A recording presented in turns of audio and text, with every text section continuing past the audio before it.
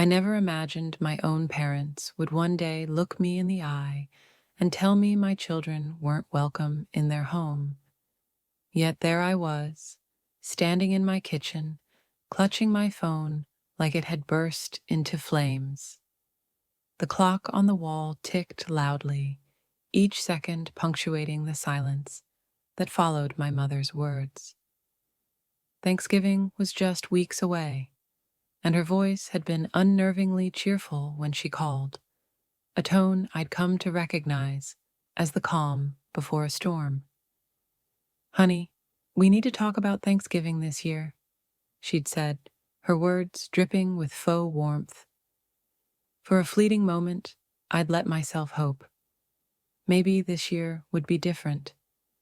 Maybe the frost between us would thaw. But then she cleared her throat. "We're keeping it small, just adults." My stomach dropped.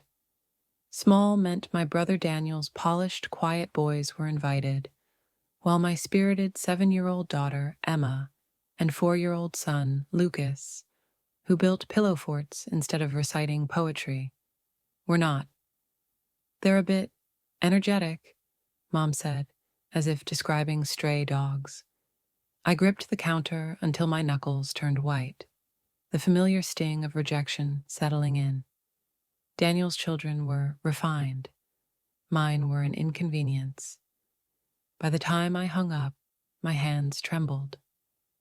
Emma and Lucas burst into the kitchen then, their faces smeared with jam from an unsupervised snack, laughing as they chased each other.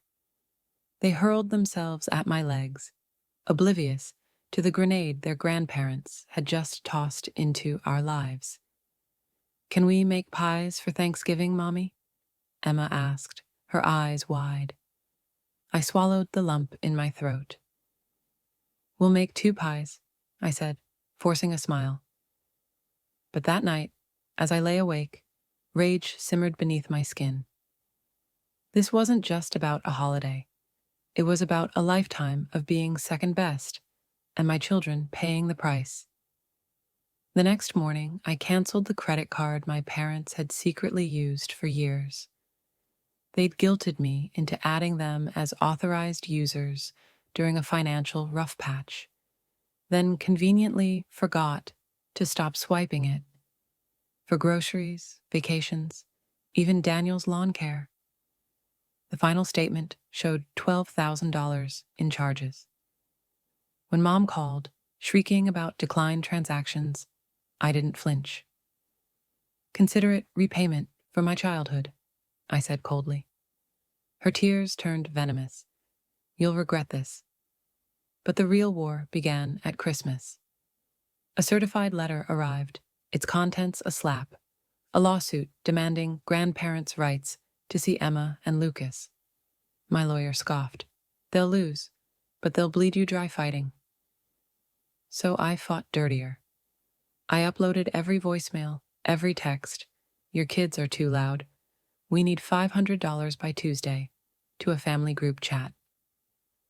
Tagged Daniel's pristine wife, Sophie, in a Facebook photo of my kids mid-laugh, icing smeared on their cheeks. "Enjoy your calm holidays," I wrote. "We'll be loud over here." They came for me on New Year's Eve. My parents, Daniel and Sophie, pounded on my door, their faces twisted in fury. "You've humiliated us," Dad roared, spittle flying. I stood in the doorway, phone recording, as Mom lunged. "You're nothing without this family," she hissed. Behind me, Emma and Lucas peered around the corner, their eyes wide. I slammed the door, my heart pounding, and knelt to hug them. "Sometimes people show you who they are," I whispered, "and we believe them." In court, my parents' lawyer stammered under the weight of their own greed. The judge dismissed their case with a single bang of her gavel. "Harassment charges are pending," my attorney warned them afterward. "Walk away." They did. Now, a year later, the scars have softened. My bakery, Scorched Sweets, thrives downtown, its neon sign a beacon of defiance. Tonight, Emma and Lucas sit on the counter, sneaking fistfuls of sprinkles as we bake pies for our own Thanksgiving, a riotous feast with friends who've become family. The doorbell rings, and for a heartbeat, I freeze. But it's only Ms. Rivera from next door, bearing her famous tamales. As we eat, Lucas lobs a cranberry at his sister, and the room erupts in laughter.